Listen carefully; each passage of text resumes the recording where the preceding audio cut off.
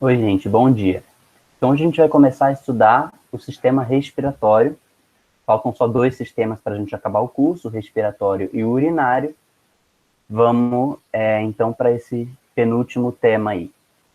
O sistema respiratório, ele é um sistema, quando a gente está falando da respiração, a gente está falando principalmente aqui dos pulmões, das vias aéreas superiores, né? Então, quais são esses membros que compõem o tubo respiratório, o sistema respiratório? Aqui nessa imagem a gente consegue ver alguns desses membros, né, os principais. Vou colocar aqui o laser para ficar mais fácil para a gente visualizar. Então vamos lá. A gente tem aqui o nariz. Dentro do nariz a gente tem câmaras grandes, que são as cavidades nasais. Aí temos a faringe, que é a garganta que participa tanto do sistema digestório, né, do percurso da comida, quanto do sistema respiratório, que é o da respiração. Né? Então, o ar passa pela garganta tanto quanto a comida também passa. É uma via cruzada, digamos assim, né? Cruza os dois tubos, o tubo digestório e o respiratório. Na faringe a gente vai ver já como é que ele faz para sinalizar como é que o ar passa em vez da comida, ou a comida em vez do ar. Então tem que intercalar bem isso, né? Porque o que é comida não pode ir para as vias aéreas e o que é ar não deve ir para o esôfago, né? Então tem que ter um guardinha do CET ali, tem que ter alguém ali para orientar quem passa e quem espera em cada situação, em cada momento. A gente já vai ver quem que é esse guardinha, beleza? Aí a gente tem a laringe já é exclusiva do sistema respiratório, ela está aqui na frente, né? Então, no organismo masculino, às vezes tem uma saliência aqui, né, o que chama de pomo de Adão, que é uma saliência que faz parte da laringe, né? Então, ela está bem frontal aqui, né? O ar entra, então, na laringe, aí na traqueia, que é essa mangueira que a gente está vendo aqui, a traqueia agora começa a se dividir nos brônquios, e depois os brônquios em bronquíolos, já dentro de cada um dos dois pulmões, e lá no fim dos bronquíolos, a gente vai ter cachinhos de uva dentro dos pulmões. O que são esses cachinhos de uva? Cada uva dessa é um alvéolo. A gente tem muitos alvéolos, né, no nosso pulmão. Nosso pulmão é como se fosse grandes cachos de uva, né, com muitas e muitas e muitas uvas. E em cada bolinha dessas, cada uva dessas no fim do cacho, é lá que vai acontecer a hematose, que é o fenômeno mais importante de todo o sistema respiratório. O que é a hematose? É a troca gasosa de ar com o sangue. Então, em volta das uvinhas, em volta dos alvéolos, vão ter capilares, vasos sanguíneos bem fininhos, enrolados nos alvéolos, para quê? Para fazer essa troca com o sangue. Como a gente viu nos aulas de circulatório, a gente tem saindo do coração a artéria pulmonar, que leva o sangue venoso, o sangue usado para os pulmões, para quê? Para os pulmões retirarem o gás carbônico que vem do coração e a gente poder expirar esse gás carbônico, e também para a gente, na nossa inspiração, quando a gente traz oxigênio para dentro, esse oxigênio também lá, quando chegar no alvéolo, lá na uvinha, poder passar para o sangue pelo capilar. Então o capilar vai absorver esse oxigênio, também pela hematose, a troca gasosa, isso vai para o sangue, e aí volta para o coração pelas veias pulmonares, esse sangue agora que é arterial, que é um sangue renovado, é um sangue rico em oxigênio agora, e aí o coração pode mandar pela artéria aorta para o resto do corpo esse sangue novo, né? Então, é assim que se conectam os dois sistemas que a gente está estudando. Então, os alvéolos são a área de troca gasosa. Os alvéolos, que são as uvinhas no fim dos cachos, que a gente consegue ver aqui em laranja, né? Alguns desses alvéolos. É lá que vai acontecer a hematose, com H, ou a área de troca gasosa, com o sangue. Isso propriamente que é a respiração pulmonar. Quando a gente fala de respiração pulmonar, a gente está falando no sentido mais estrito, no sentido mais técnico. O que é a respiração pulmonar? Não é isso aqui. Não. A gente vai ver que esse movimento que eu estou fazendo, de inspirar e expirar, tem outro nome. O nome disso é ventilação pulmonar. Eu estou ventilando o meu pulmão. Mas a respiração pulmonar, que é a troca gasosa, ela acontece lá nos alvéolos, né? Em cada uvinha daquelas aqui no fim dos cachos, que vai trocar com o capilar sanguíneo. Isso é, propriamente, no sentido mais técnico possível, o que a gente chama de respiração pulmonar ou hematose, troca gasosa com o sangue. Beleza? Já vamos nos familiarizar um pouco mais com esses conceitos. Além disso, a gente tem, quando a gente estudou o sistema digestório, a gente viu que tinha os 7 órgãos do tubo digestório: boca, faringe, esôfago, estômago, intestino delgado, intestino grosso e ânus. E tínhamos órgãos auxiliares, por onde a comida não passava, só que esses órgãos produziam substâncias importantes que atuavam dentro do tubo digestório.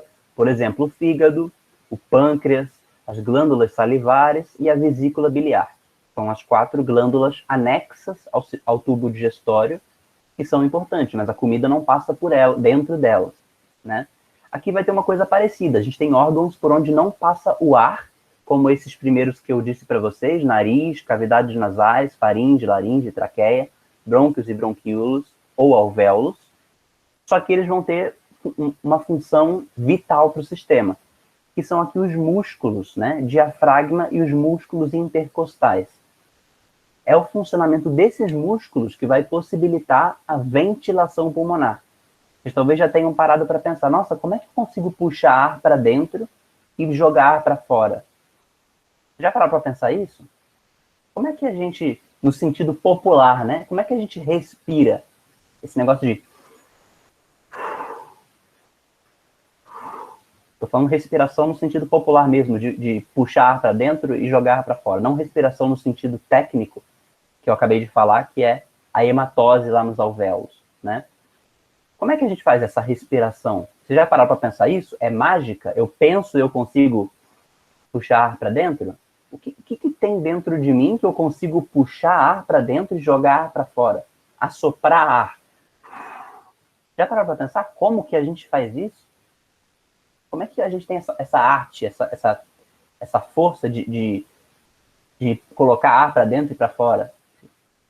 Sério, vocês nunca pararam para pensar nisso? Quão mágico que parece isso? Não é tão simples quanto parece. Na verdade, tem alguma força interna aqui que faz o ar sair e entrar, né? Porque só de eu pensar, eu não consigo assoprar o ar. Não é uma coisa tão intuitiva quanto parece.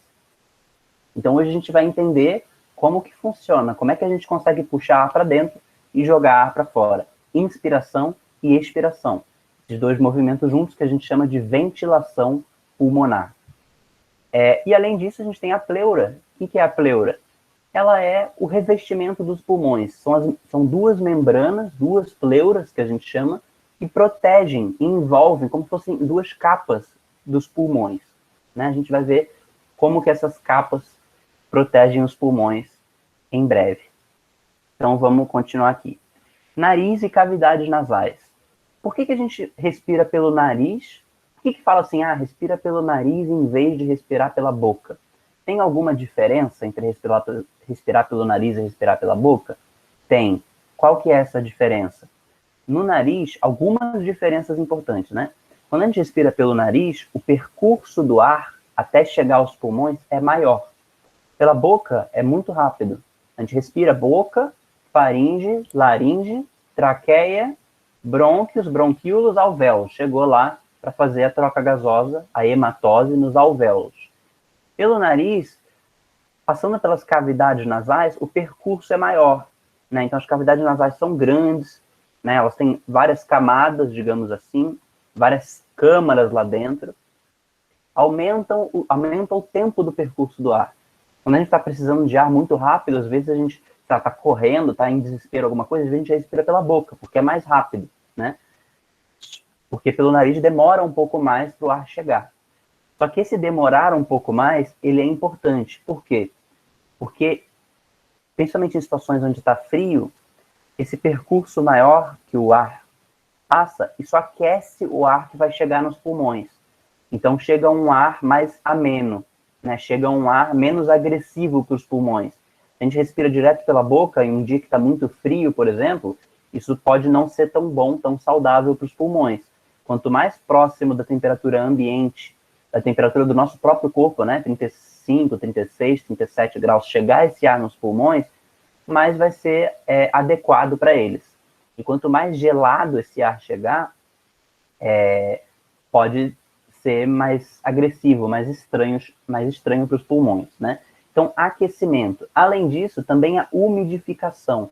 Então, ele passando maior tempo dentro do nosso corpo antes de chegar nos pulmões, também ajuda a umedecer esse ar e não chegar tão seco nos pulmões, o que também pode ser outro problema.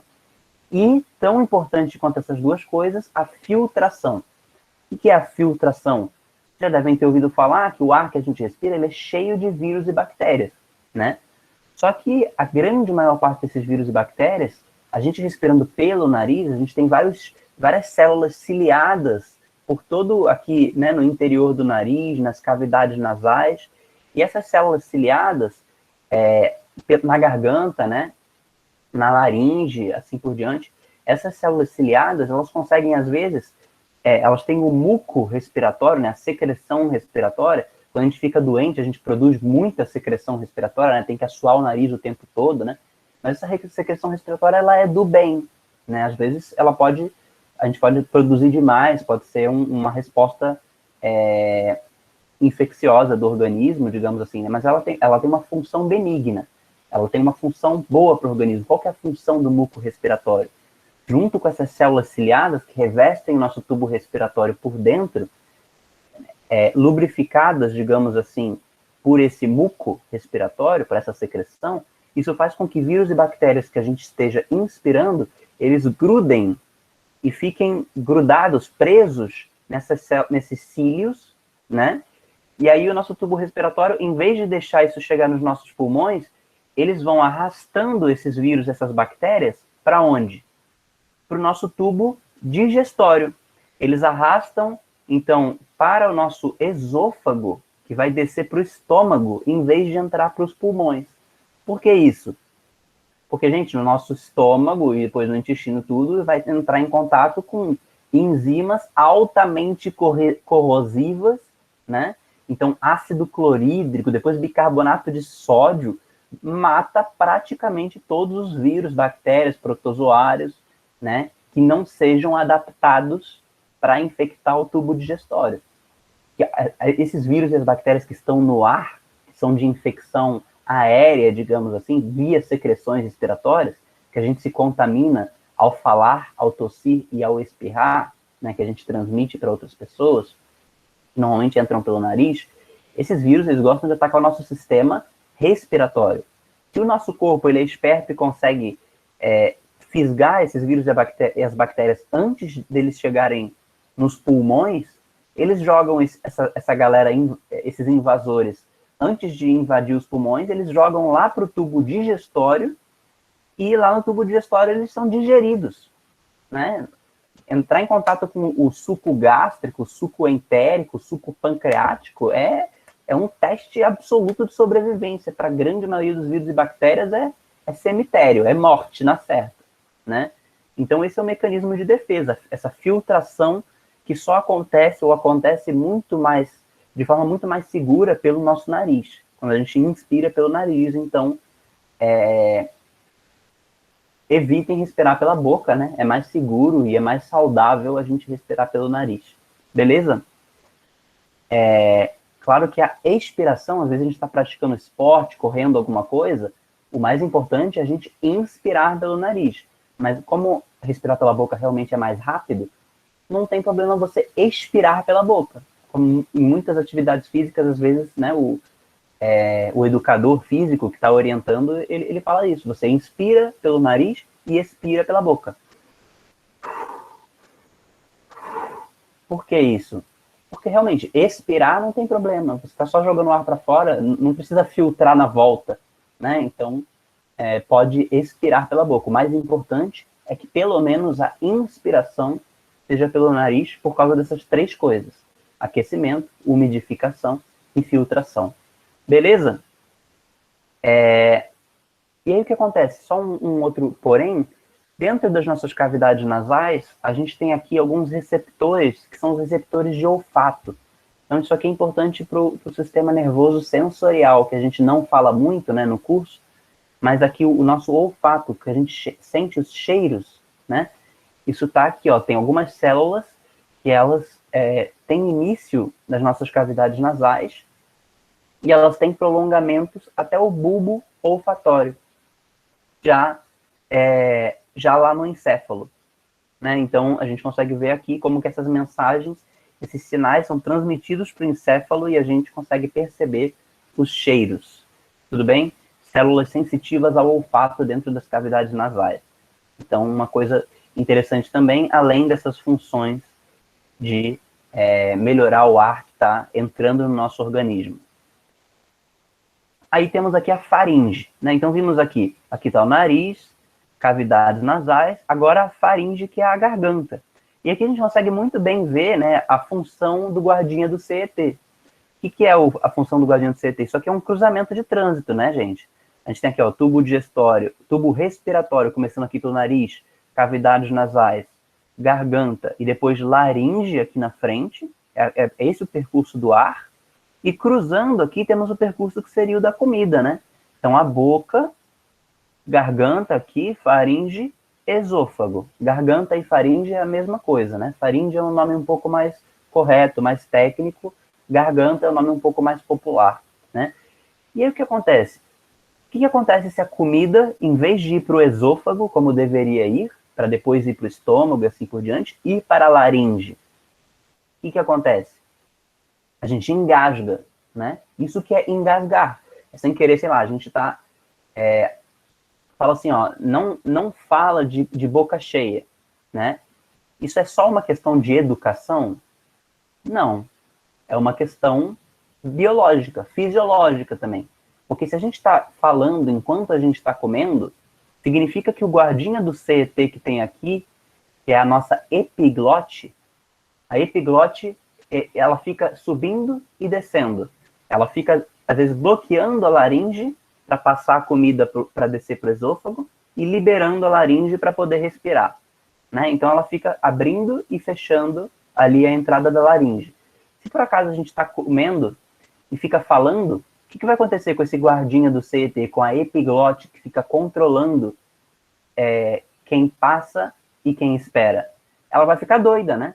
Que a gente está comendo e engolindo enquanto está falando. Aí ela vai ficar subindo, descendo, subindo, descendo, não sabe se fecha ou se abre.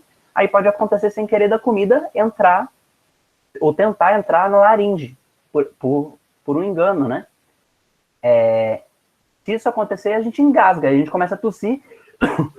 O que é essa tosse? É justamente tentar trazer ar com uma pressão rápida para tirar essa comida da laringe para poder ir para a via certa, que é ir pelo esôfago, né?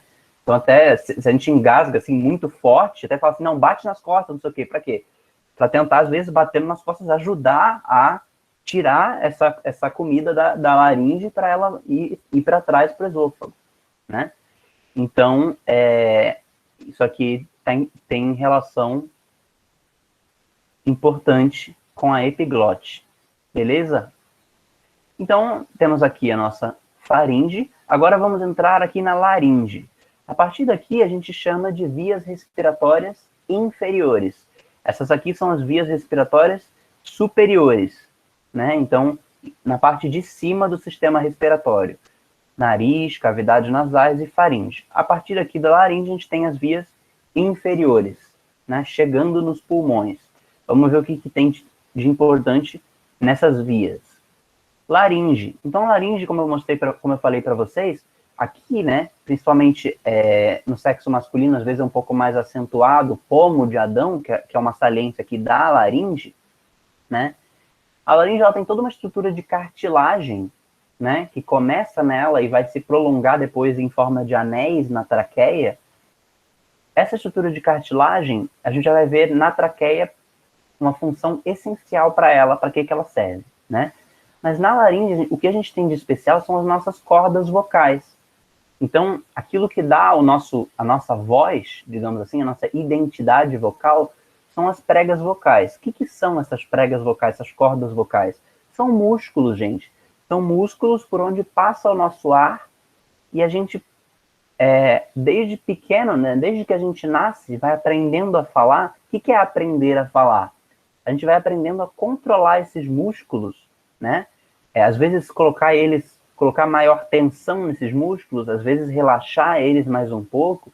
Quem canta treina eles mais ainda para conseguir algumas performances vocais muito específicas, né? Não só falar, mas falar num determinado tom, num determinado timbre, numa determinada, né? As coisas lá que quem canta consegue fazer, que são coisas impressionantes. Isso tudo são alguns músculos só, que como se fizessem são músculos que deixam pequenas aberturas assim na laringe e a pessoa, nós, né, desde pequenos, aprendemos a moldar esses músculos, porque moldando esses músculos, a gente consegue, né, controlar a passagem do ar e essa passagem do ar que provoca a nossa voz. Então, é como se fosse um instrumento musical as nossas cordas vocais. São músculos que servem para fazer música, para emitir sons, né, palavras. Então, são coisas muito impressionantes. A gente, desde pequeno, aprender a usar essas cordas vocais para emitir voz, para ter uma linguagem, uma comunicação, é uma coisa muito impressionante, digamos assim, dos seres humanos, né? Então, que são pequenos músculos, né? O expulsar do ar por elas as fazem vibrar, produzindo o som pelo qual nos comunicamos. As pregas são fibras elásticas que se distendem ou se relaxam pela ação dos músculos da laringe, com isso modulando e modificando o som e permitindo todos os sons que produzimos enquanto falamos ou cantamos, beleza? Então isso é o que tem de mais importante aqui na laringe. Agora, descendo mais, a gente vai chegar agora na traqueia. Então chegamos aqui, ó, laringe, traqueia agora, que é essa mangueira aqui que depois vai se dividir nos brônquios, né? O brônquio direito e o brônquio esquerdo, para depois dividir nos dois pulmões. O que tem na traqueia de importante, gente? Na traqueia a gente começa a ver vários anéis de cartilagem, né? Que estão envolvendo esse tubo respiratório e vão continuar, né, nos brônquios, principalmente nos brônquios maiores.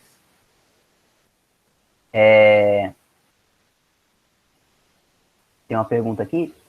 Fê, sobre a quantidade de testosterona no organismo, como que esse hormônio acaba alterando essas pregas vocais? Esses músculos mudam?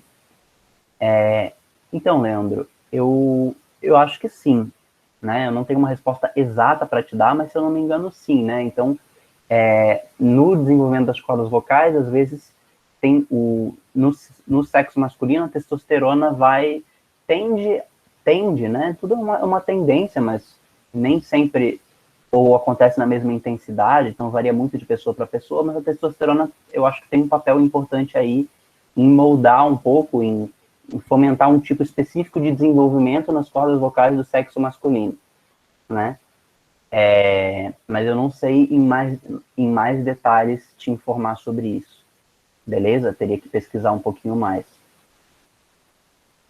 É super interessante esse tema, beleza?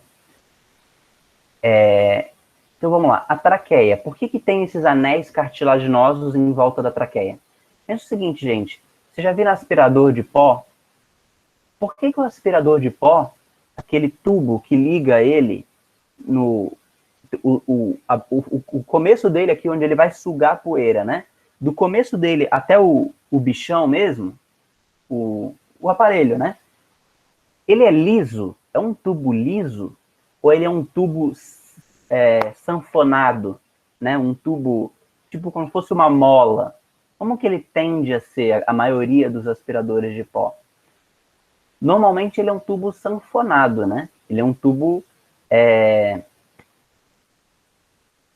Sabe esse tubo que eu tô falando? Que não é liso, não é um tubo liso.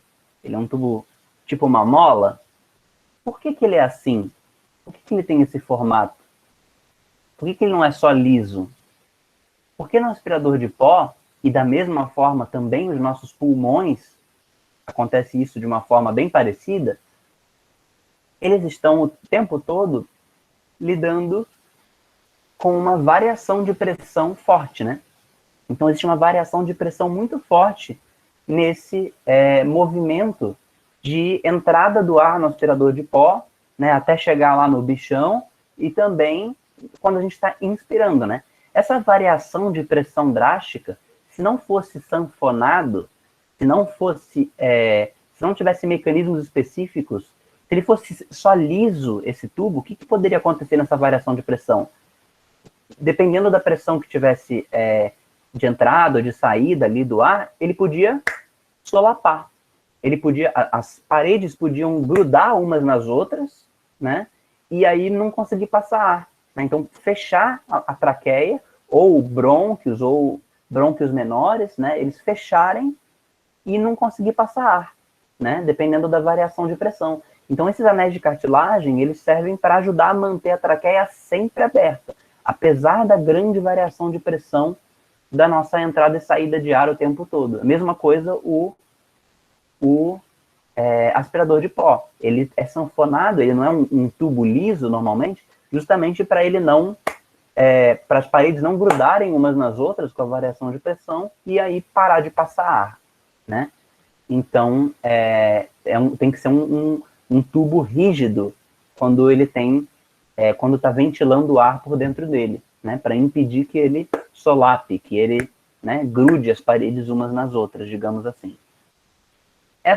Esses anéis de cartilagem, que aos pouquinhos, conforme os brônquios vão se ramificando, eles vão se transformando, na verdade, só em fragmentos de cartilagem, mas esses fragmentos continuam sendo importantes para segurar, né, o tecido sem ele grudar, sem ele fechar.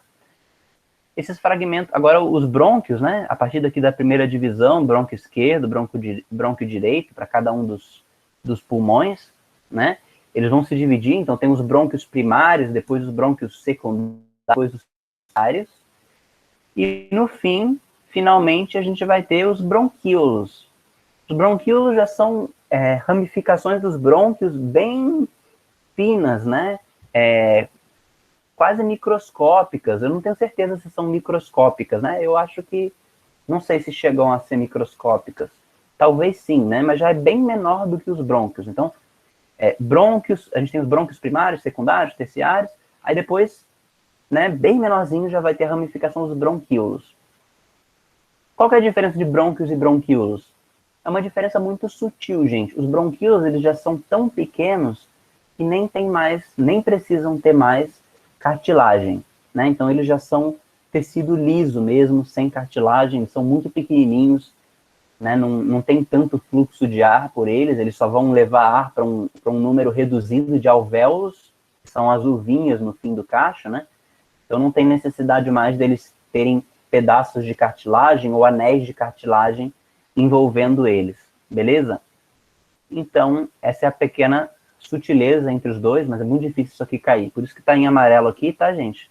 Tá mais como para constar mesmo, pra vocês saberem. Agora, o que mais interessa para a gente do sistema respiratório são os alvéolos. É lá que acontece a hematose, a troca gasosa, como a gente viu, né? Então, aqui a gente inspirando ar, nariz, cavidades nasais, faringe, laringe, traqueia, brônquios primários, secundários, terciários, bronquíolos. Aqui, ó, aqui já é bronquíolo, como a gente está vendo. A partir daqui, ó, bronquíolo, sem cartilagem, né? Até os brônquios, né? Até os menores brônquios a gente ainda tem cartilagem, mas quando já está bem fininho, já é bronquíolo, já não tem mais cartilagem. E lá no fim a gente vai ter os cachinhos de uva. Olha, cada bolinha dessa aqui é um alvéolo, né? E aqui a gente consegue ver os alvéolos abertos, como eles são várias câmaras esféricas, né? Por onde chega o ar e em volta a gente está conseguindo ver. Vocês estão vendo nessa imagem aqui, esses traços em volta dos alvéolos, das bolinhas, esses traços verdes? Isso são os vasos sanguíneos que estão em volta dos alvéolos, né? Então, é aqui que vai ter essa troca gasosa com o sangue, né? Vai passar das vias aéreas, vai passar da área de troca gasosa, que são os alvéolos, para os capilares e dos capilares para o sangue, depende se for oxigênio ou gás carbônico, né? Então, só para a gente ver aqui no final, os alvéolos. Então, nos alvéolos acontece a hematose, né? Aqui a gente está vendo o coração, né? Ó, o lado direito do coração saindo, a artéria do tronco pulmonar aqui, indo por aqui para o pulmão direito, e aqui o outro lado do T indo para o pulmão esquerdo, né? Vai levar esse sangue venoso, esse sangue usado para renovação nos pulmões, vai levar lá para os alvéolos, e lá dos alvéolos vão trazer de volta agora as veias pulmonares para o coração, já o sangue renovado, né? Enquanto isso, o gás carbônico que foi levado vai embora pelas vias aéreas superiores, pela nossa expiração depois, né? Então, essa foto aqui é bem legal, né? Mostrando como que essas coisas se articulam, e aqui a gente já consegue ver aqui é o plano macro, né? E aqui é o plano micro. Então, a gente consegue ver, ó, como que cada um dos alvéolos ele é envolto, né, pelos capilares, a gente consegue ver aqui, ó. Então, chegando aqui, esse vermelhinho aqui é a vênula pulmonar. Normalmente, a gente vê veias em azul e artérias em vermelho. Por que aqui está o inverso, gente? Por que aqui as veias estão em vermelho e as artérias, aqui, ó, arteríola pulmonar, não sei se vocês conseguem enxergar, mas as arteríolas estão em azul. Por que está ao contrário do que normalmente a gente vê? Leandro aqui falou, porque são pulmonares. Exatamente. Então, como a gente viu, normalmente artérias carregam sangue arterial e veias carregam sangue venoso. A única exceção é a circulação pulmonar que vai inverter. Porque para todos os pulmões eu preciso levar oxigênio. Mas para os pulmões eu levo gás carbônico e trago oxigênio dos pulmões. Então, nos pulmões é o contrário, né? As artérias que saem do coração levam gás carbônico para os pulmões, a artéria pulmonar, e as veias pulmonares trazem oxigênio para o coração depois distribuir para o corpo. Então, por isso que aqui está invertida as ordens, né? Sempre na circulação pulmonar, vai inverter isso, né? As artérias vão carregar sangue venoso e as veias vão carregar sangue arterial. Beleza? É isso que a gente está vendo aqui, né? Então, lá nos capilares, o capilar ele vai pegar o oxigênio que veio do ar e ele vai jogar para o alvéolo o gás carbônico que ele está trazendo usado do corpo, né? Então, por isso que a gente está vendo aqui que ele passa de vermelhinho para... Não, ele passa de azul para vermelho, né? Então, ele começa vermelho e ele sai dos alvéolos, esse capilar, ele vai sair vermelho. Ele chega azul e sai vermelho porque ele vai sair rico em oxigênio para levar para o coração e o coração depois para o corpo. Beleza? E como é que acontece essa troca gasosa? Como é que acontece essa hematose? Então, essa hematose, essa troca gasosa com os capilares, ela só é possível porque os alvéolos eles têm uma parede muito fininha, exatamente como os capilares. Quando a gente estudou o circulatório, a gente viu que os capilares eles precisavam ter paredes muito finas para permitir a troca com as células vizinhas. Porque se um vaso sanguíneo, um vaso sanguíneo, por exemplo, como uma artéria, uma veia, que é bem mais grossa, não consegue fazer a troca com as células vizinhas, né? Precisa ramificar por capilares bem fininhos para conseguir fazer essa troca, né, de substâncias com as células. Aqui é muito parecido. Para o oxigênio e o gás carbônico conseguirem ser trocados entre o capilar e o alvéolo, também as paredes do alvéolo precisam ser bem fininhas para conseguir permitir a troca bem delgadas, né, para conseguir permitir a troca com o capilar, né? E um outro fator que contribui para isso aqui é o seguinte, gente, a gente vai ter células específicas nos alvéolos que vão produzir aqui um surfactante pulmonar. Deixa eu ver aqui, ó. Aqui as paredes alveolares são muito finas. Nesse epitélio também se encontram células de formato cúbico que secretam o surfactante pulmonar. O que é esse surfactante pulmonar? Ele é um líquido, né, uma substância, como se fosse um detergente quase, que a função dele é lubrificar por dentro o alvéolo e também impedir, reduzir a tensão ali interna dos líquidos pulmonares, que podem dar alguma resistência para o alvéolo também sofrendo várias variações de pressão aí, né, assim como o pulmão como um todo, é como se fosse, esse surfactante, ele tem alguma comparação com os anéis cartilaginosos nas vias maiores, né? Na traqueia e nos brônquios. Então ele vai lubrificar o alvéolo e permitir que o alvéolo consiga contrair e dilatar, contrair, dilatar, contrair e relaxar com maior facilidade, né? Então, se ele não tivesse esse lubrificante interno, ele poderia ter alguma dificuldade aí para conseguir ficar sempre se expandindo e contraindo, se expandindo e contraindo, dependendo da nossa respiração. Então, uma substância aí que vai ajudar nesse processo da troca gasosa. E aí, gente, eu pergunto para vocês, beleza, o oxigênio chegou lá nos alvéolos. Como é que ele passa para o capilar? Qual é a mágica que acontece que o oxigênio passa para o capilar? Isso envolve gasto de energia, a hematose em si, ou seja, a passagem de oxigênio do alvéolo para o capilar e gás carbônico do capilar para o alvéolo. Isso envolve energia, é um transporte ativo ou é um transporte passivo, natural, que vai de onde tem mais para onde tem menos? Ou seja, que a gente não precisa gastar nenhuma energia para fazer em si a hematose. Alguém tem alguma ideia? Alguém quer dar um chute? Como é que funciona essa troca gasosa?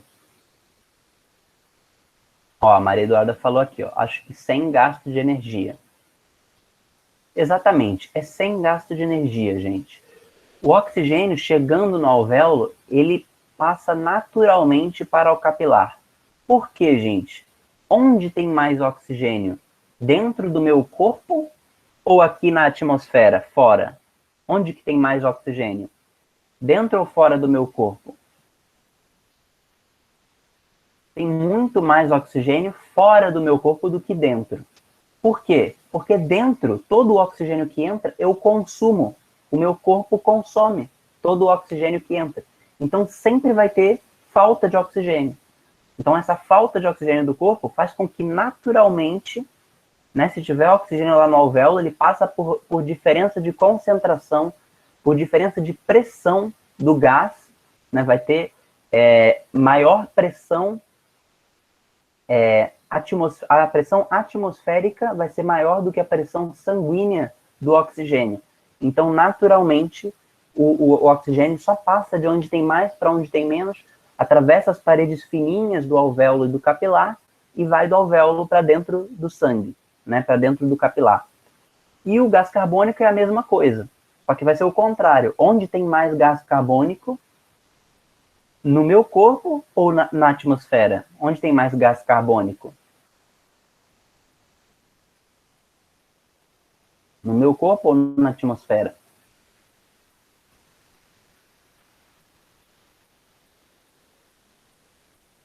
Alguém tem alguma ideia?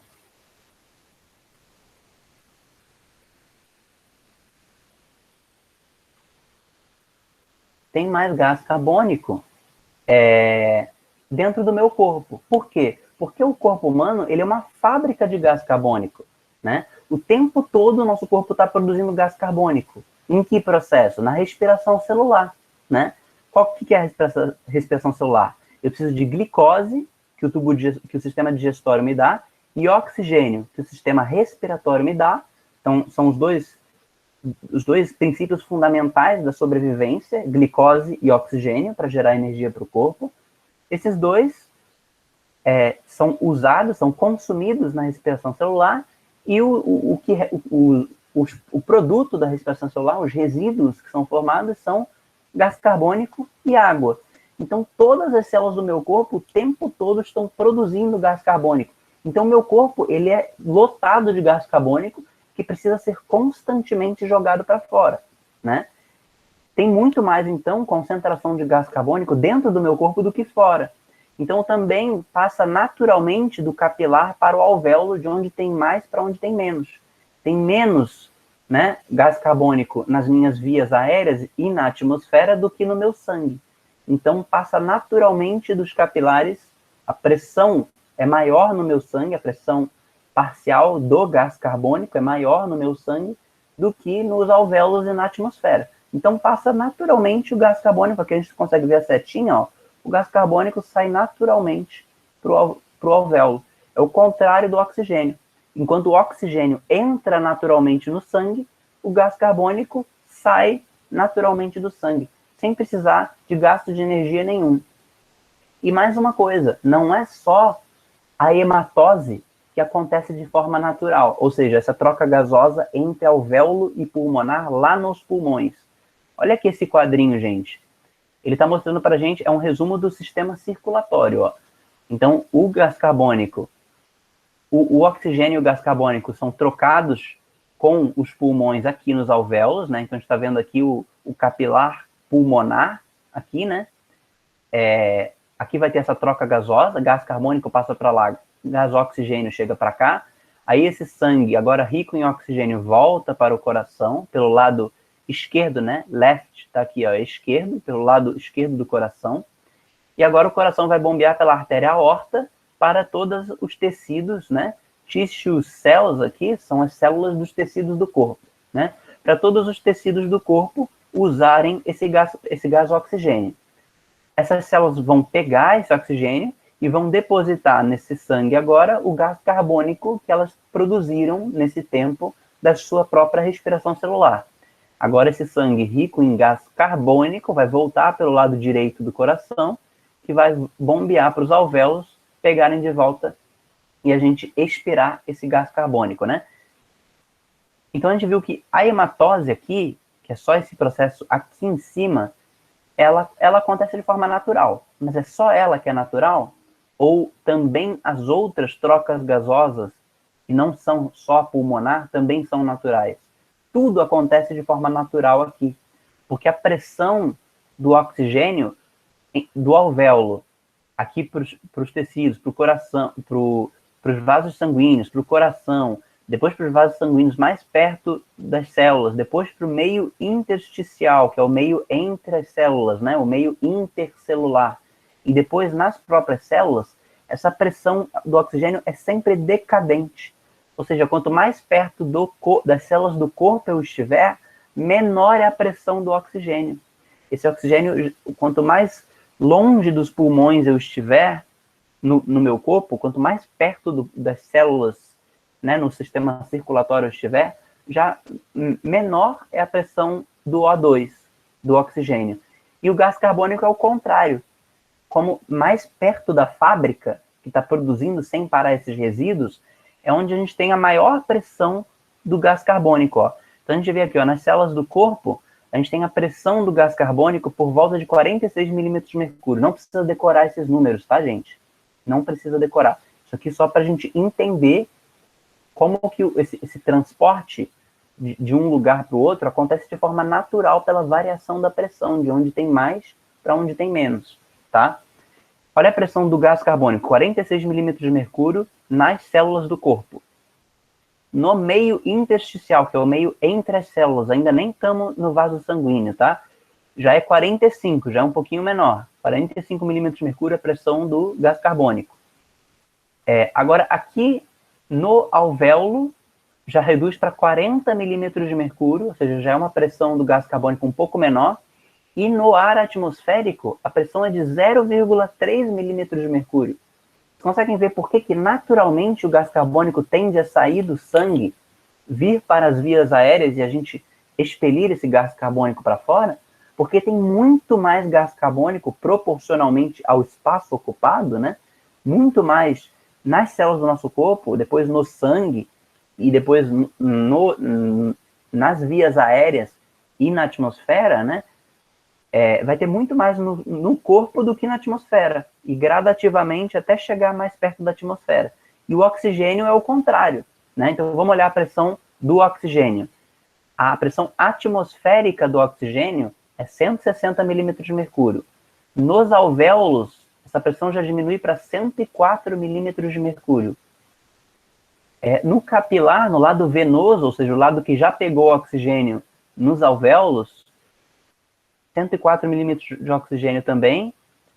Agora, nas artérias levando para o corpo, esse oxigênio já vai diminuir para 95 milímetros de mercúrio. No meio intersticial, entre as células do corpo, já vai ser 40 milímetros de mercúrio. E dentro das nossas células, a pressão de oxigênio reduz para 20 milímetros de mercúrio. Então, o oxigênio ele também vai ele vai naturalmente de onde tem maior pressão desse gás para onde tem menor pressão, né? Então, ele também passa naturalmente do capilar para as células do corpo. Tanto quanto a hematose acontece de forma natural, também lá entre o capilar e as células do corpo também vai passar para dentro das células de forma natural. Tudo por quê? Por variação de pressão, né? Então, isso que a gente precisa saber aqui da hematose e de todo o transporte de gases que está acontecendo aqui entre fases do organismo. Tudo bem? Tudo acontece de forma natural pela variação da pressão. Onde tem mais para onde tem menos. Beleza? Guardem isso é muito importante, hein, gente? Para a gente entender depois alguns problemas. Vamos lá, então. Movimentos da respiração. Inspiração e a expiração. Que juntos a gente chama de ventilação pulmonar. Então, gente, vamos diferenciar alguns conceitos aqui. Vamos deixar bem claro esses conceitos aqui para a gente, que às vezes o pessoal se confunde, né? Então, às vezes, se algum curso não deixa bem claro essas distinções, tem bastante gente que erra em vestibular, beleza? Então, vamos dar uma atenção especial para isso aqui, que é o seguinte. Como eu falei para vocês, respiração pulmonar, no sentido técnico, é isso aqui.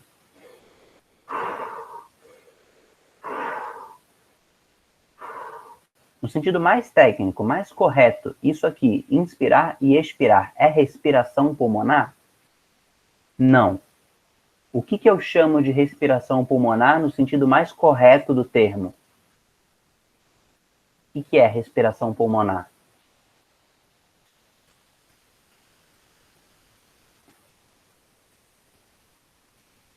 Leandro está falando, troca gasosa.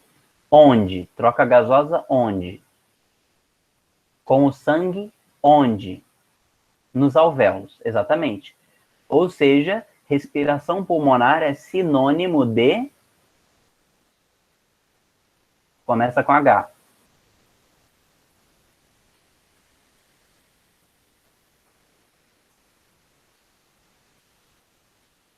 Hematose. Isso aí. Então, respiração pulmonar é sinônimo de hematose, que é no sentido mais correto, mais técnico, é o que acontece lá nos alvéolos. Quais outros fenômenos a gente pode confundir com a respiração pulmonar? Esse é um deles. Inspiração e expiração. Na verdade, isso que a gente popularmente chama de respiração, o nome correto técnico é ventilação pulmonar. Então, isso que eu estou fazendo aqui, eu estou ventilando meus pulmões. Não é propriamente a respiração que está acontecendo lá nos alvéolos, né? E essa respiração nos alvéolos, ela está acontecendo durante a inspiração e também durante a expiração. O tempo todo, os alvéolos não param de fazer troca gasosa, de fazer hematose, de fazer respiração pulmonar propriamente dita, né? Que outro sentido próximo da palavra respiração a gente pode confundir? Respiração celular. É um outro possível fator de confusão, né? O que é a respiração celular? Respiração celular é o que acontece dentro de todas as células do meu corpo, né? Que é eu ter glicose e oxigênio, os dois se consomem para eu conseguir tirar energia, ATP, da glicose, que são as moléculas de uso imediato de energia, é o ATP, né? E os resíduos da respiração celular são gás carbônico e água, né? Isso acontece lá nas células, de todas as células do nosso corpo vão fazer esse processo, né? Não tem a ver com alvéolos, com inspiração e expiração. Respiração celular acontece nas células. Então, temos 3 sentidos da palavra respiração que é importante a gente separar, né? Um sentido popular, que na verdade é a ventilação pulmonar. o sentido técnico da respiração pulmonar, que é a hematose nos alvéolos, e a respiração celular, que é um fenômeno químico que acontece dentro de todas as células do organismo. Deu para a gente diferenciar bem essas três coisas, para a gente não confundir? Então, beleza.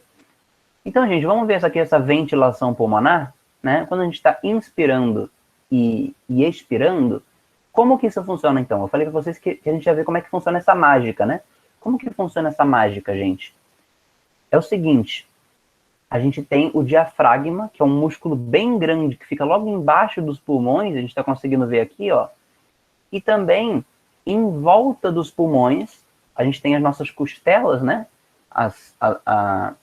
Essas costelas, entre elas, tem vários músculos, né? Que são os músculos intercostais. Eles também estão em volta dos pulmões, né? Então, os pulmões são todos revestidos. Em volta deles, a gente tem embaixo o grande músculo, que é o diafragma, que é o principal músculo respiratório, mas também em volta, tudo em volta, a gente tem os músculos intercostais, entre as costelas, né? Esses músculos, tanto o diafragma quanto os intercostais, são eles que vão fazer a gente inspirar e expirar. São eles que ventilam nossos pulmões. Como que eles fazem isso? Assim, gente, quando o diafragma e os músculos intercostais, eles apertam, ou seja, eles reduzem o seu tamanho, ou seja, quando eles contraem, quando esses músculos contraem o pulmão que está no meio desses músculos, ele diminui ou ele aumenta de tamanho quando os músculos contraem? Os músculos que estão em volta do pulmão contraem. O que acontece com o pulmão que está no meio deles? O pulmão aumenta de tamanho. Por que ele aumenta de tamanho? Porque tudo que os que estão em volta dele, os que estão em volta dele vão contrair. Ou seja, eles aumentam o próprio espaço do pulmão. E se eles dilatam, eles apertam o pulmão. Faz sentido? Se eles relaxam esses músculos que estão em volta do pulmão, eles aumentam o seu próprio tamanho e apertam os pulmões. E eles contraem, eles folgam os pulmões ficam com maior espaço, né? Como que isso tem a ver com a ventilação pulmonar? Se esses músculos contraem e o pulmão aumenta, eu puxo o ar para dentro, né? E por outro lado, é que nem um balão de festa, né? Uma bexiga, que nem vocês paulistas chamam, né? Uma bexiga dessas de festa de criança, sabe? Se você aperta a bexiga e ela está com a abertura, o ar vai sair, né? Se você aperta a bexiga, o ar sai. Se tivesse alguma forma da gente puxar os vários lados da bexiga, a gente ia ver que o ar entra, né? A gente pegasse assim 15 pessoas, cada uma puxa um pouquinho da bexiga, a gente conseguisse todo mundo puxar um pouquinho da bexiga, a gente ia ver que o ar ia entrar. Por quê?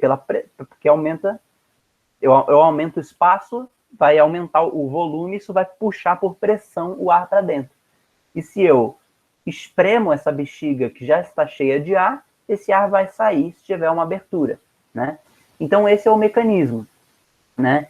Então, quando os músculos diafragma e músculos intercostais, quando eles contraem, ou seja, o diafragma se move para baixo, né? Ele diminui o seu espaço ocupado, o pulmão ele é esticado para os lados, ele folga mais e ele puxa ar para dentro. Quando os músculos relaxam, eles dilatam, apertam o pulmão e o pulmão joga ar para fora, né? Então, gente, façam esse exercício aí para vocês. Fechem os olhos, façam uma pequena meditação. Inspirem e expirem. Não pensem mais que vocês estão fazendo mágica, né? Na verdade, o que vocês estão fazendo é o quê? Vocês estão manipulando esses músculos de vocês, diafragma e músculos intercostais. Quando vocês estão inspirando, o que vocês estão fazendo?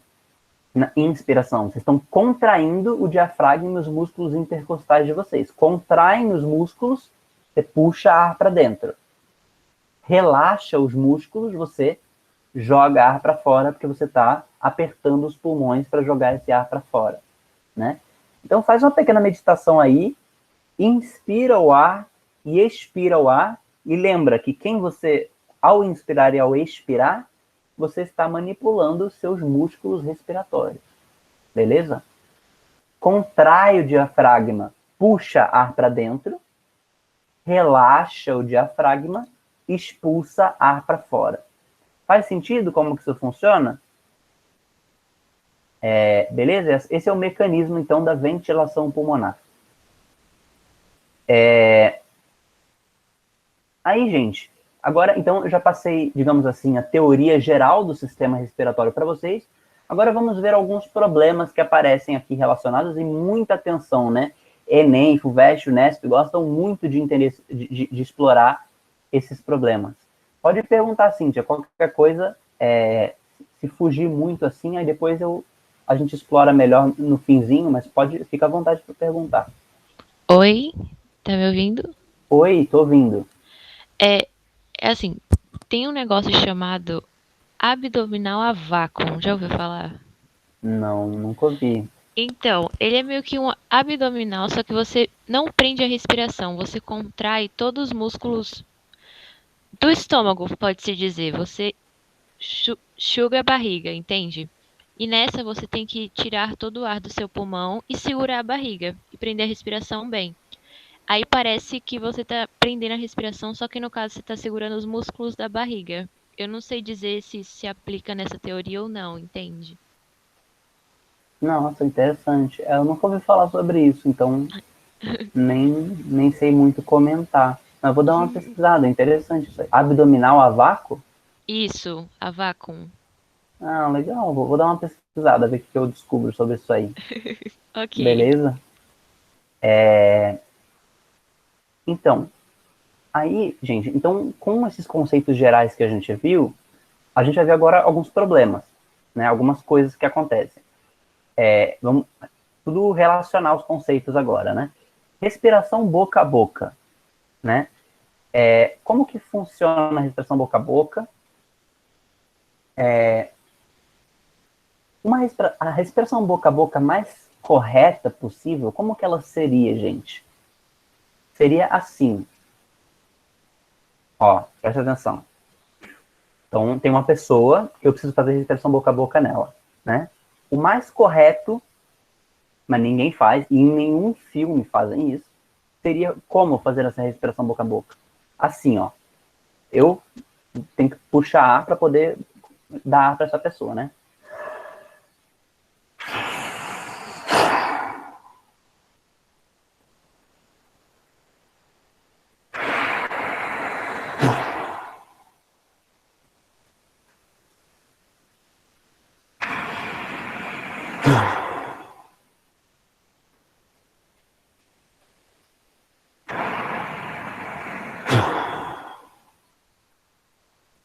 O que eu estou fazendo nessa respiração boca a boca aqui? Eu estou jogando, passando ar para essa pessoa, mas o finzinho do ar, o que eu estou fazendo? Eu estou jogando não para dentro dela, eu estou jogando para fora.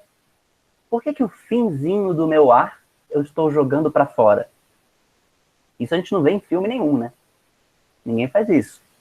Mas por que dizem que isso seria o mais técnico, o mais correto na respiração boca a boca? Por que o finzinho, ó,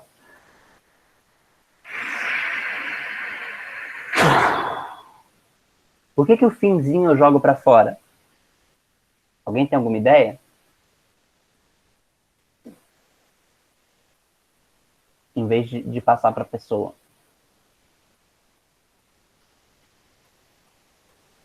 Então, gente, pensa o seguinte.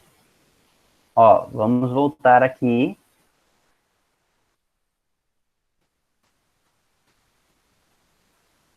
Ver se tem alguma imagem legal aqui pra gente. Aqui, ó. Ó, o que acontece é o seguinte, gente. Pensa nessa pessoa aqui, ó. Essa pessoa aqui sou eu, que estou socorrendo alguém, certo? Qual que é a área de troca gasosa, gente, do sistema aqui? Qual é a área de troca gasosa? Qual desses órgãos que a gente está vendo aqui em que acontece troca gasosa? Nos alvéolos. Isso aí. Ou seja, aqui nos alvéolos. Então, acontece o seguinte, quando eu inspiro ar, né, eu estou trazendo ar com oxigênio que está preenchendo todo o meu tubo respiratório. Desde o meu nariz, cavidades nasais, faringe, laringe, traqueia, brônquios, bronquíolos e alvéolos. Onde o gás oxigênio vai ser trocado por gás carbônico? Em todo o tubo respiratório ou só nos alvéolos que vai ter troca gasosa? Só nos alvéolos, no final do percurso, exatamente. Isso significa que esse oxigênio que ficou no restante das vias aéreas, esse ar com oxigênio que está nos bronquíolos, brônquios, faringe, laringe, aqui cavidades nasais e nariz, esse ar ele ficou intacto, ele não sofreu troca gasosa, não recebeu gás carbônico e foi pego o oxigênio dele. Ele continuou com uma composição muito parecida com a composição da atmosfera. A composição só vai mudar na área de troca gasosa, que são os alvéolos, né?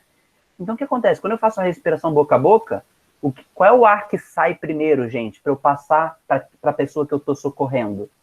É esse ar que não sofreu troca gasosa, né? Então, acompanhem comigo, ó. Aqui embaixo está o ar nos alvéolos que já sofreu troca gasosa. E aqui em cima, o ar que não sofreu troca gasosa. Estou socorrendo a pessoa. Olha o ar que sai primeiro. O ar com oxigênio. Aí, conforme eu estou expirando, passando para a pessoa, esse ar agora que estava nos alvéolos, que já sofreu troca gasosa com gás carbônico, o fim da minha expiração é esse ar, com mais gás carbônico, né? Se eu passar todo o ar até o fim da minha expiração para a pessoa, eu vou acabar passando esse ar que estava lá nos alvéolos. Passei primeiro o ar com oxigênio, depois eu ia passar o ar que já sofreu troca gasosa dos alvéolos com gás carbônico para a pessoa que precisa de oxigênio. Então, por isso que a forma mais otimizadora do processo é como eu socorrer a pessoa.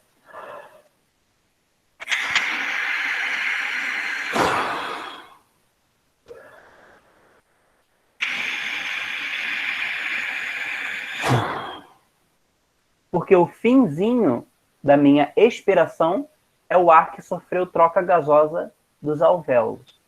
Faz sentido isso? Faz sentido?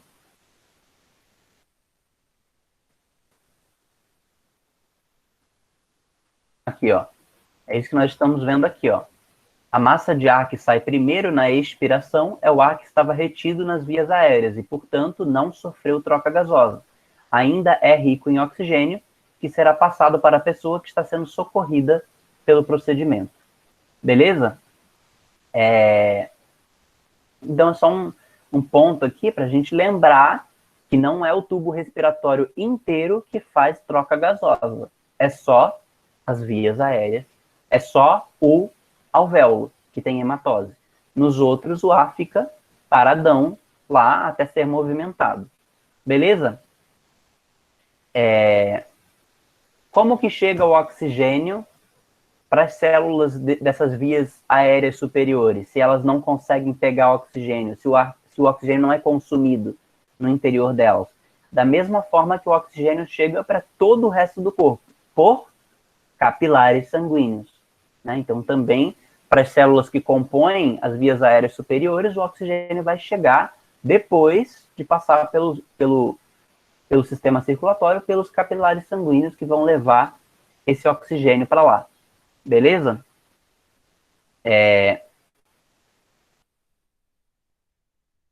As pleuras, né? Então, as membranas que revestem os pulmões. A gente tem duas membranas, capas que revestem os pulmões. Temos a pleura visceral. Víscera quer dizer órgão. Então, é a capa que está mais diretamente em contato com os pulmões. É a capa mais interna, digamos assim, né? a pleura visceral, que é mais interna, e a pleura parietal, que é mais externa. Então temos duas capas protegendo o pulmão. Entre essas duas pleuras, a gente tem um espaço. E esse espaço é preenchido por líquido, né, que é o líquido pleural. Para que serve essas duas capas com esse líquido no meio delas duas? Pensa o seguinte, gente, o pulmão está o tempo todo contraindo e dilatando, contraindo e dilatando. Nos alvéolos, a gente viu que essa dilatação e essa contração constantes, eles tinham um mecanismo de lubrificação interno para evitar qualquer problema, né?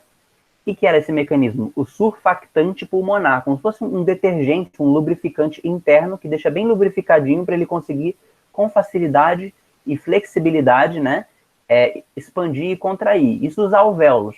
Mas os pulmões como um todo têm um mecanismo parecido também, que é esse líquido pleural entre as duas pleuras.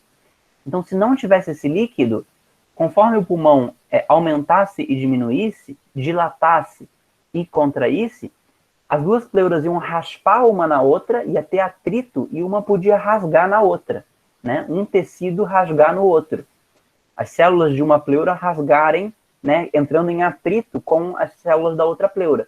Por isso que a gente tem um espaço entre as duas e um líquido passando no meio, que permite que os pulmões o tempo todo estejam aumentando e diminuindo, dilatando e contraindo, né? Relaxando e contraindo, para eles conseguirem, e sem nenhum problema, lubrificados com isso aí, né? Então, facilita e lubrifica os movimentos pulmonares. Isso que é o importante aí das duas pleuras e do líquido pleural entre as duas, que ocupa o espaço pleural entre as duas pleuras. Beleza? Agora, gente, tá chegando aqui nos pontos mais importantes aqui dos problemas do sistema respiratório. O que acontece é o seguinte, gente. No mergulho, por que algumas pessoas gostam tanto de mergulhar, né? Para algumas pessoas para muitos é um esporte, né? Mas para muitas pessoas não é só uma questão de esporte, né? É uma coisa assim, além de toda a beleza marinha, tem uma sensação especial que a pessoa sente quando ela está mergulhando, né? Por que isso? O que acontece no mergulho, né? E aí, no mergulho, eu não estou falando só aquele mergulho, assim, de meio metro, 1 metro. Estou falando aquele mergulho que a pessoa vai mais fundo mesmo, né? Alguns metros aí abaixo da superfície do mar. O que acontece nesse mergulho, gente? Vai mudar bastante a situação das pressões do ar, né? Das pressões que agem sobre a respiração. Pensa o seguinte, gente.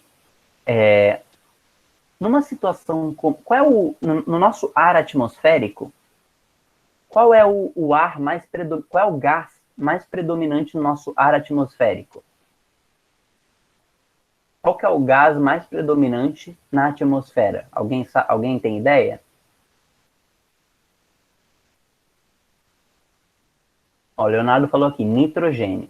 Exatamente. Se eu não me engano, por volta de 70% dos gases da atmosfera é nitrogênio, né? Aí tem 21% de oxigênio, acho que cerca de 2, 3% de gás carbônico, e aí o resto são outros gases menores.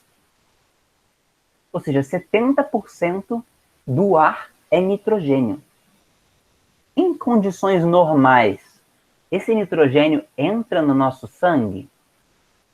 A gente viu que o oxigênio entra, né? Em condições normais, ele entra naturalmente por variação de pressão para o nosso sangue.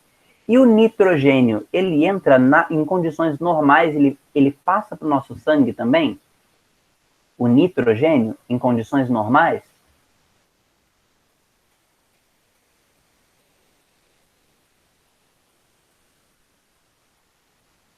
A Giovana falou aqui, acho que sim. Então, não. Em condições normais, a variação de pressão interna e externa não é suficiente para o nitrogênio passar do ar para o sangue, para acontecer hematose do nitrogênio. não é suficiente em condições normais. Porém, nem na situação de mergulho, o que está acontecendo? Lá no fundo do mar, eu tenho maior ou menor pressão do que no nível do mar, na praia, digamos assim, no nível do mar, né? Um lugar normal. Aqui em São Paulo, por exemplo, onde eu tenho maior pressão? Aqui em São Paulo ou mergulhando lá, não sei, Fernando de Noronha, qualquer lugar que você faz mergulho? Onde eu tenho maior pressão? A pessoa está falando aqui, mergulhando. Por que mergulhando tem maior pressão?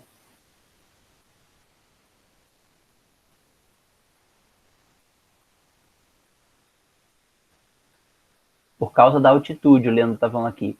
Mas por quê? O que a altitude influencia na pressão?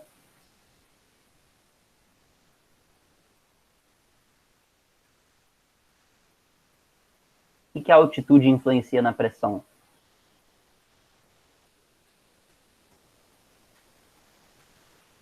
Quanto maior a altitude, menor a pressão. Mas por que isso? Alguém tem alguma ideia?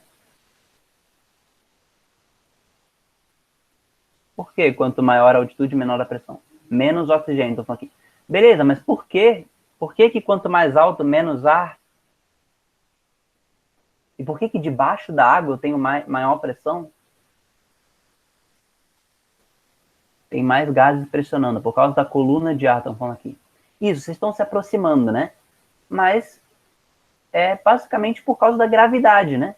Então vamos pensar o seguinte, gente. Ó, vou fazer um desenho aqui.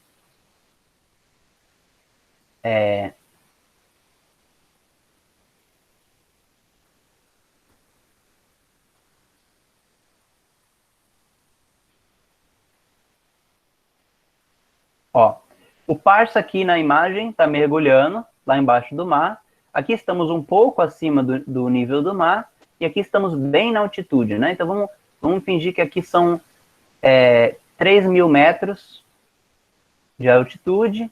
Aqui, sei lá, são 200 metros só. 3.200 e aqui 0 e aqui a pessoa mergulhando, né? Então vamos fazer a pessoinha aqui e outra aqui. O que acontece é o seguinte, gente, a atmosfera, ela tem, o fim dela é uniforme em volta de todo o planeta Terra, né? Então aqui temos o fim da atmosfera, aqui em cima. Aqui em cima é espaço sideral, né? É o espaço, beleza? Outros planetas, etc. Meteoros e assim por diante. Aqui temos a atmosfera, o limite da atmosfera, vocês talvez tenham estudado em geografia, né? As camadas da atmosfera, ionosfera, estratosfera, essas coisas todas aí, né? Mas é isso aqui. Agora o que acontece é o seguinte, gente. Como eu sei onde tem maior pressão e menor pressão? Alguns de vocês aí parecem já ter decorado isso bem, né? Mas tem muita gente que confunde isso aqui. Eu acho que a maioria das pessoas confunde isso. Maior pressão com maior altitude, não sei o quê. Na dúvida, faz esse desenho. Como que vocês vão saber onde tem maior pressão, menor pressão? Olha aqui, gente. Vou desenhar aqui agora a coluna de ar. Essa aqui é a coluna de ar que está sobre a pessoa a 3.000 metros. Essa aqui é a coluna de ar que está sobre a pessoa a 200 metros. Essa aqui é a coluna de ar que está sobre a pessoa que está mergulhando. E essa coluna de ar se soma ainda com a coluna d'água, né, sobre a pessoa. Onde é maior a pressão, gente? Onde é maior a pressão sobre a pessoa? Aqui a 3.000 metros, 200 ou debaixo d'água? É só ver a coluna aqui em cima da pessoa. Onde é maior a coluna? No mar. Exatamente. Então, olha a pressão que está sobre a pessoa que está mergulhando. Não só toda a pressão da atmosfera, toda a coluna de ar da atmosfera, mas ainda toda a pressão da coluna de água que está em cima da pessoa, né? É por isso que, quanto mais fundo a gente mergulha, maior é a pressão. Porque é como se a gente estivesse sendo esmagado por toda a atmosfera e ainda por toda a água que está em cima da gente, né? Por isso que a gente não consegue mergulhar tão fundo sem isso poder nos causar problemas, né? a pressão elevada pode ser fatal, né? Então tem gente que já tem submarinos especiais que já foram muito fundo, mas os vidros tendem a quebrar, né? Se for muito fundo, porque a pressão é tão forte, né? Querendo entrar para dentro do submarino que pode explodir o submarino. Implodir, na verdade, o submarino, né? Então, quanto mais baixo, maior a pressão. E quanto mais alto, menor a pressão. Então, olha como a pessoa está quase voando aqui, né? No espaço sideral a 3.000 metros, né? Digamos assim, tem pouquíssima pressão. E essa pouquíssima pressão, como que essas pressões influenciam no nosso pulmão?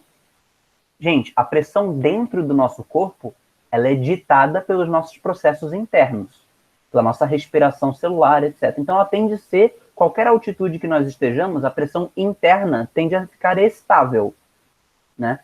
Porque o nosso corpo ele vai estar sempre necessitando da mesma quantidade, por volta, né?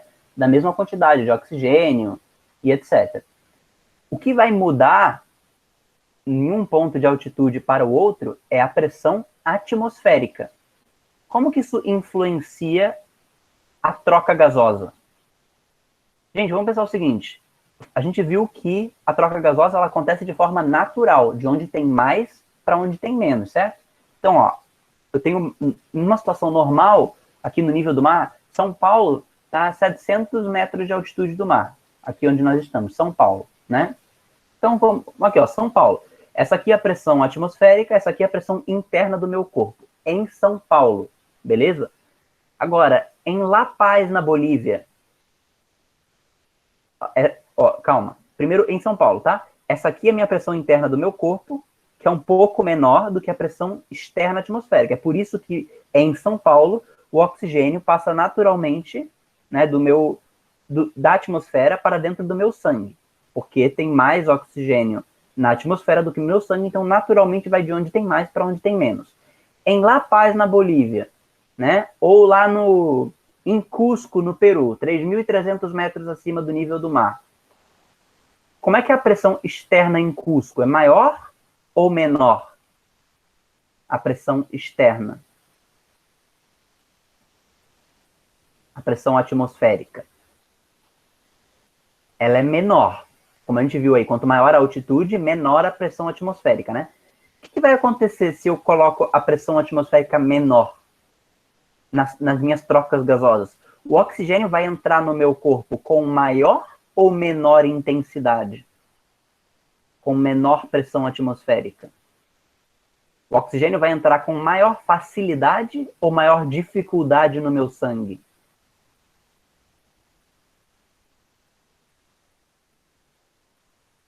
Se eu tenho uma pressão atmosférica menor, a diferença entre a pressão atmosférica e a pressão do gás no meu corpo, no meu sangue, essa diferença vai ficar menor. Então, o oxigênio vai ter menos estímulo, menos impulso para entrar para dentro do meu sangue, né? Então, eu vou ter maior dificuldade para respirar, né? A gente já vai ver melhor como que isso funciona no mal das alturas. Mas agora a gente está na situação contrária. Eu estou no mergulho. No mergulho, a pressão... essa aqui é a situação de São Paulo, tá? No mergulho, o que está acontecendo, gente? A pressão atmosférica é maior ou menor no mergulho? A pressão atmosférica é maior ou menor no mergulho?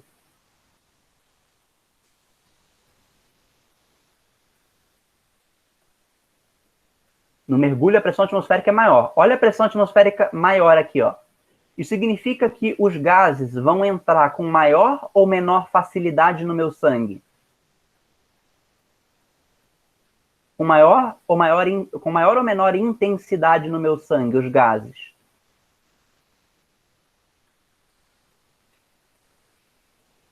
Mais fácil.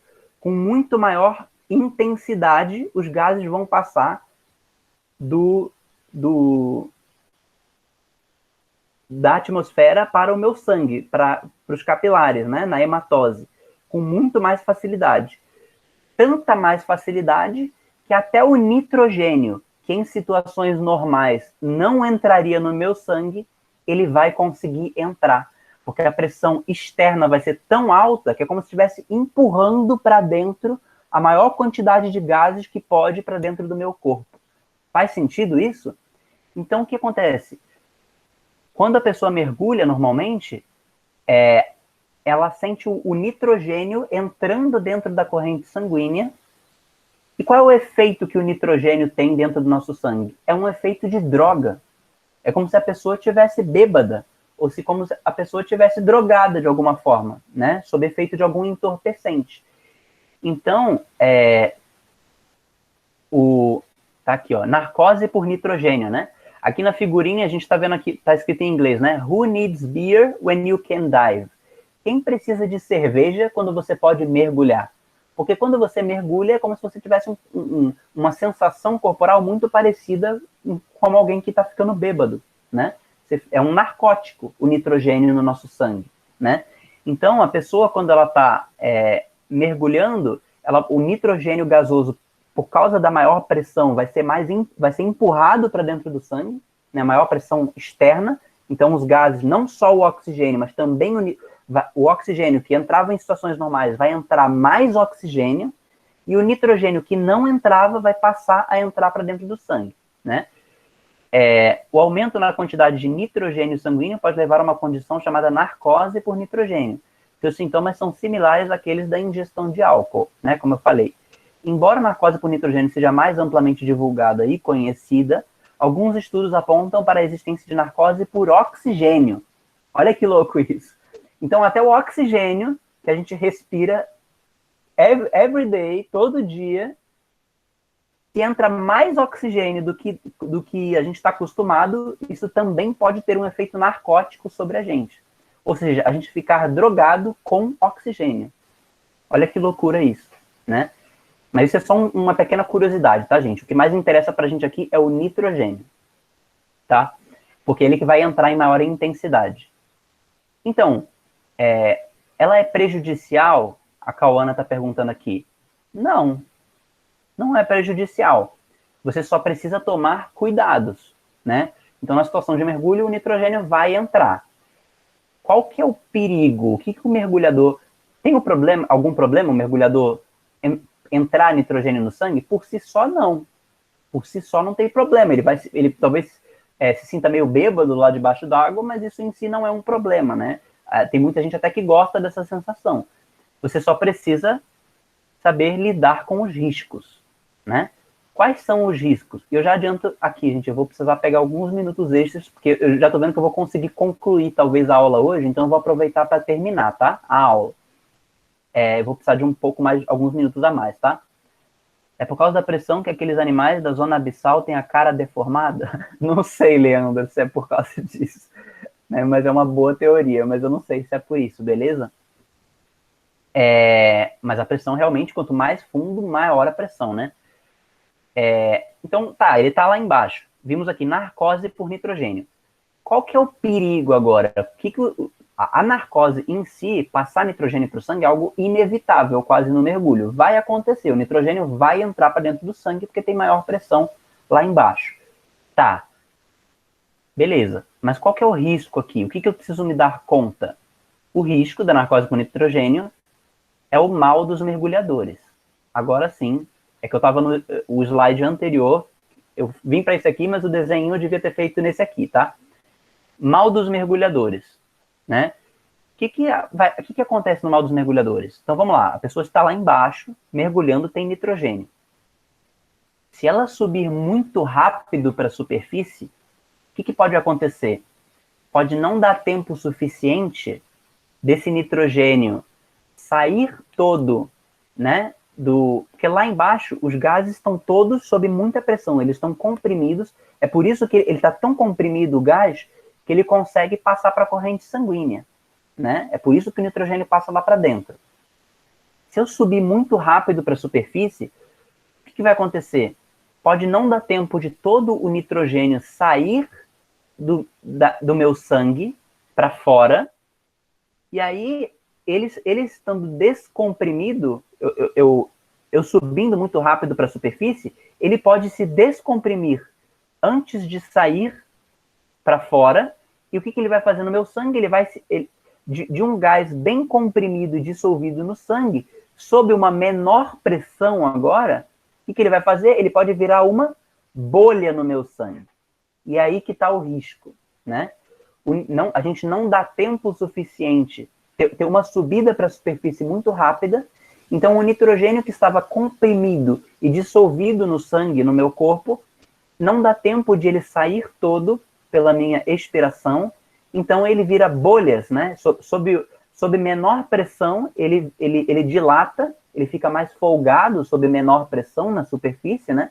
Ele vira uma bolha, e essa bolha, se tiver um tamanho considerável, ela pode obstruir um vaso sanguíneo meu, né? E eu posso ter uma obstrução do meu vaso sanguíneo, né? E pode ter uma hemorragia, vários problemas circulatórios por causa disso, né? Então, uma pessoa pode ter desde ter um acidente fatal por causa disso, até ter problemas internos de alguns órgãos que ficarem, né, necrose de alguns tecidos por ter vaso sanguíneo obstruído, não chega sangue em algumas células, né? Então, pode ser uma situação bem séria, né? E o que o mergulhador deve fazer, então, para isso não acontecer, para ele não ter esse mal dos mergulhadores? Ele tem que subir devagarinho, se possível, em zigue-zague, né? É assim que ensinam os mergulhadores a subirem de volta para a superfície. Ele vai subindo aos poucos, pelo menos uns 2 minutos a 5 minutos subindo. Por isso que tem que ter o tanque de oxigênio, né? De 2 a 5 minutos subindo em zigue-zague, aos pouquinhos. Para quê? Porque a pessoa vai aos poucos subindo, conforme ela vai se aproximando da superfície, devagarinho, né? O nitrogênio agora vai se alterando aos poucos a pressão. Então, a pressão dos gases vai diminuindo sobre a pressão interna. O nitrogênio vai chegar um momento que a pressão nossa interna vai ser maior do que a externa, então o nitrogênio vai voltar para fora, né? Aos poucos ele vai, então, saindo do nosso sangue, né? A gente vai expirando esse nitrogênio para fora. Então, quando chegar na superfície de novo, já deu tempo de todo o nitrogênio sair, então ele não tem mais nenhum nitrogênio no meu sangue para formar bolha. Agora, se eu subo muito rápido, sem dar tempo para isso acontecer, o nitrogênio que está dissolvido sob bastante pressão, ele vai, se a gente não dá tempo, aos pouquinhos, subir em zigue-zague, ele pode virar uma bolha lá dentro e pode obstruir um vaso sanguíneo. Fez sentido o que é o mal dos mergulhadores, gente? Ou doença da descompressão? Por isso que tem que subir bem devagarinho para dar tempo da variação de pressão, tirar todo o nitrogênio do sangue. Beleza? Nossa, mas tive um acidente. Estourou o tanque de oxigênio, eu tive que subir correndo, não deu tempo de eu esperar todo o nitrogênio sair do meu sangue e sair, e eu consegui subir para a superfície sem nitrogênio. O que acontece? A pessoa, quando ela sai da água e ela ainda está cheia de nitrogênio no sangue, ela pode sentir o corpo inteiro dela formigando. Por que formigando? Porque tem bolhas bolhas de ar, bolhas de nitrogênio por todo o sangue dela. Então ela vai sentir o corpo inteiro formigando, né? O que ela faz nesse sentido? Em alguns lugares, né, que recebem mais mergulho, né, eles têm normalmente essas câmaras de descompressão, né? São para situações de emergência. O que acontece? A pessoa precisa ser rapidamente, antes que ela tenha qualquer infarto, AVC, qualquer coisa, por causa das bolhas de ar no sangue, ela precisa ser levada rapidamente para uma câmara de descompressão. O que vai acontecer nessa câmara? A pessoa vai ser colocada lá dentro, né? E aí o que vai acontecer? A pessoa, o técnico, né, que estiver operando aquela câmara de descompressão, ele vai simular como se a pessoa estivesse sendo devolvida lá para baixo do oceano, devolve a pessoa lá para baixo do oceano, simulando, né? Como que ela simula isso? Ela aumenta a pressão dentro da câmara, né? Da câmara de recompressão, aumenta a situação, simulando como se a pessoa estivesse lá embaixo de novo.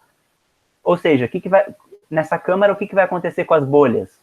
sob alta pressão dentro daquela câmara, como se estivesse debaixo d'água, as bolhas vão de novo serem comprimidas e vão se dissolver no sangue, né? Ou seja, vão desobstruir os vasos sanguíneos.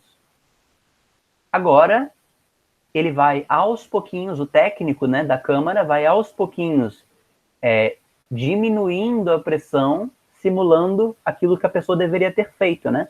Subir aos pouquinhos em zigue-zague, né, para a superfície. Mas ele vai simular aquilo na câmara de recompressão. Agora ele vai, então, diminuir a pressão aos pouquinhos, né, como se a pessoa estivesse subindo para a superfície. Fazendo isso, ele vai dar tempo de todo o nitrogênio sair, né, sem formar bolhas, e aí volta a pessoa para a situação normal, pronto, conseguiu tirar todo o nitrogênio do sangue, né? Então, situações de emergência, é para isso que serve a câmara de recompressão. Ela simula como se a pessoa tivesse sido devolvida lá para o fundo do oceano, para ela conseguir, diminuir as bolhas, dissolver de novo as bolhas no sangue e dar tempo de esse gás sair. Beleza? Aí, gente, então isso é o mal dos mergulhadores, tudo bem? Vimos aqui como é que isso funciona. Agora, o contrário, mal das alturas. E aí, gente, eu vou contar uma história para vocês. A história é a história do maior time do Brasil de futebol. É uma história um pouco trágica, mas nós precisamos entender o que aconteceu. O que aconteceu é o seguinte, gente. Existia um certo time de futebol brasileiro que ele sempre foi um time muito tradicional, um dos maiores times do Brasil, o maior time, talvez, do Brasil, né? Sem dúvida, o maior time do Rio de Janeiro. E ele... Só que os seus torcedores sempre tiveram uma pequena frustração, né? Esse time já foi campeão mundial em 1952, um ano depois do Palmeiras. Preciso reconhecer, o Palmeiras foi campeão mundial em 51, e em 52 um outro time brasileiro foi campeão mundial. E esse time, hoje ele é tetracampeão brasileiro, né? É um time muito forte, mas infelizmente é um time que nunca teve a Libertadores. Nunca ganhou a Libertadores, né? O que acontece é que em 2008, esse time, pela primeira vez na sua história, ele começou a avançar para etapas mais avançadas na Copa Libertadores da América, que é a Copa mais importante de futebol da América Latina, né? Era um time que não colocava muita fé nele, né? Digamos assim. Chegou nas quartas de final, estava na época do auge do São Paulo. São Paulo tinha sido campeão do Campeonato Brasileiro, acho que em 2006, 2007, 2008, e acho que tinha sido campeão mundial em 2005, né? Tava todo mundo falando aqui, que nem falam alguns do Flamengo hoje, né? É o soberano, ganha tudo, né? Ninguém mais consegue bater o São Paulo, né? Aí chegou nas quartas de final, no primeiro jogo, o São Paulo ganhou de 1-0 desse outro time, que é o Fluminense, no caso. Quando chegou no Maracanã, para a surpresa da nação brasileira, o Fluminense venceu o magnífico São Paulo, da época de ouro do São Paulo, por 3-1 no Maracanã, e os paulistas, né, os são paulinos, pelo menos, ficaram arrasados. E a moral deles foi lá para baixo, assim, por alguns anos, talvez, depois disso, né? Ninguém entendia como que o grande São Paulo tinha perdido para o Fluminense lá nas quartas de final da Libertadores de 2008. Aí fala assim, nossa, o Fluminense deu muita sorte, né? Como é que pode isso? Mas da semifinal ele não passa. Pegou agora o Boca Juniors, talvez o maior time da Argentina, né? E o Boca Juniors estava também numa fase excelente, né? Mas o Fluminense passou do Boca Juniors, ganhou a semifinal, e pela primeira vez da sua história, o Fluminense foi para uma final de Libertadores. Era a chance de conseguir o título inédito para a torcida, né? Na final de 2008. Quem o Fluminense pegou na final? Um time que também estava pela primeira vez na final da Libertadores. Um time equatoriano chamado LDU. né? Era um time que tinha um perfil muito parecido com o Fluminense. Também nunca tinha chegado tão longe, estava pela primeira vez lá. Mas era um time que estava jogando bem na Copa Libertadores, né? E aí o que aconteceu? A torcida estava empolvorosa. Ninguém no Brasil estava acreditando que o Fluminense estava chegando pela primeira vez numa final de Libertadores. Só que o primeiro jogo foi lá em Quito. E quando você assistiu, a torcida Fluminense assistiu o jogo, ninguém estava entendendo o que estava acontecendo. Porque o Fluminense jogou muito bem contra o São Paulo, jogou muito bem contra o Boca Juniors. Só que quando ele estava em campo contra a LDU, lá em Quito, no Equador, os caras da LDU parecia que estavam dançando. E os caras da Fluminense não. Parecia astronauta na lua, correndo atrás da bola, assim. Blum, pisava. Aí depois, blum, pisava ali. Aí depois, blum, pisava ali. Os caras da Fluminense pareciam astronautas na lua. E os caras da LDU estavam com a maior naturalidade do mundo, jogando como se não tivesse acontecendo nada. Como se tivesse tudo a maior. E aí fizeram 1-0, 2-0. Aí acho que chegou a 4-0 contra o Fluminense. Os torcedores tricolores já estavam todos quase chorando em casa, né? O que está acontecendo, né? E o jogo acabou 4-2. O fato foi que o jogo acabou 4-2. Para muitos foi um desastre, né? Para muitos foi um desastre aquele 4-2, né? Mas por que, gente? Por que os jogadores do Fluminense pareciam que estavam meio loucos assim no campo, não conseguia nem andar direito, corria meio metro, parecia que tinha corrido a São Silvestre, de tão cansado que eles ficavam de dar um passo para frente, né? Por que isso acontecia? E por que isso aconteceu em situações parecidas com vários outros times que jogaram no Equador, ou no Peru, ou na Bolívia, que são países com grande altitude? É a situação contrária do mergulho, né? O que aconteceu foi o seguinte: em São Paulo ou no Rio de Janeiro, aqui, pressão atmosférica do oxigênio, pressão interna do oxigênio. Agora, na altitude, o que acontece? A pressão atmosférica diminui, e aí o que acontece? Fica muito mais difícil para o oxigênio passar para dentro do sangue, né? Então, entra muito menos oxigênio, o corpo fica com menos oxigênio, tem uma certa anemia, né? Uma certa diminuição do oxigênio no sangue, e a pessoa consegue produzir menos energia, né? Como é que o corpo consegue compensar isso? Como é que os caras que moram lá na altitude compensam isso? A pessoa que já mora na altitude, ou a pessoa que fica um bom tempo na altitude antes de fazer uma atividade de alto desempenho, ela dá tempo para o corpo se adaptar. E como que o corpo se adapta a isso? Tem menos oxigênio disponível no ar, tem menor pressão. Como que o corpo se adapta? Ele produz mais hemácias. Então o corpo ele produz muito mais glóbulos vermelhos. Por quê? Porque são os glóbulos vermelhos que transportam o oxigênio. Tem pouco oxigênio, o que o corpo faz? Então eu vou fazer um monte de glóbulo vermelho para aproveitar ao máximo possível todo o oxigênio disponível no ar, né?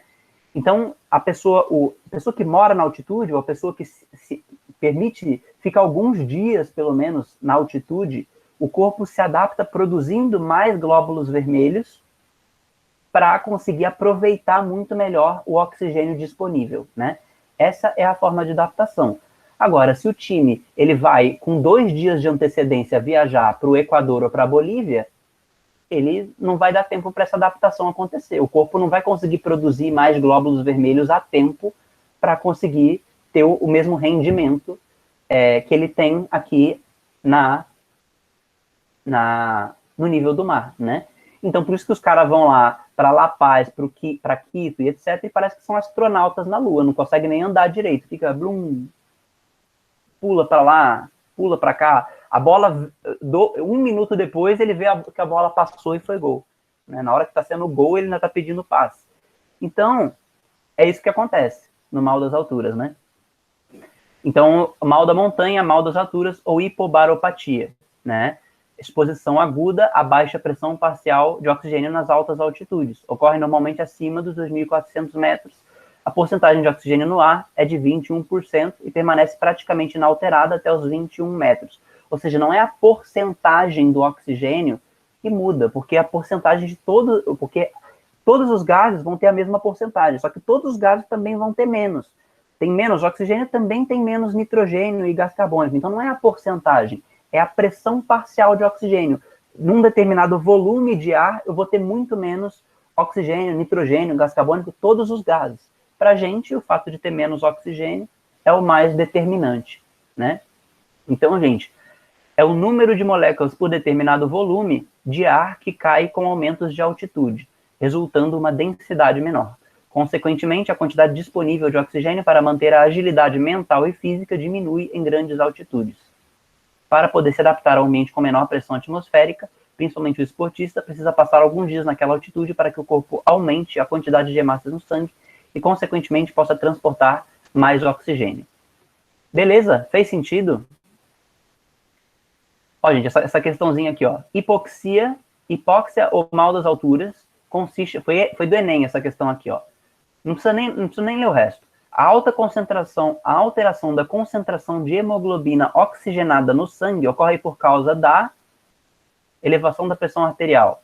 Por que eu tenho maior concentração de hemoglobina oxigenada? Quer dizer, por que altera a concentração de hemoglobina oxigenada? Na verdade, é menos, né? Menos hemoglobina oxigenada, menos oxigênio. Por quê? Elevação da pressão arterial, aumento da temperatura corporal, redução da temperatura do ambiente, queda da pressão parcial de oxigênio, diminuição da quantidade de hemácias. Qual que é a resposta aqui, gente? Por que altera a quantidade de hemoglobina oxigenada? O que muda aqui na altitude? Qual que é a alternativa aqui? Alternativa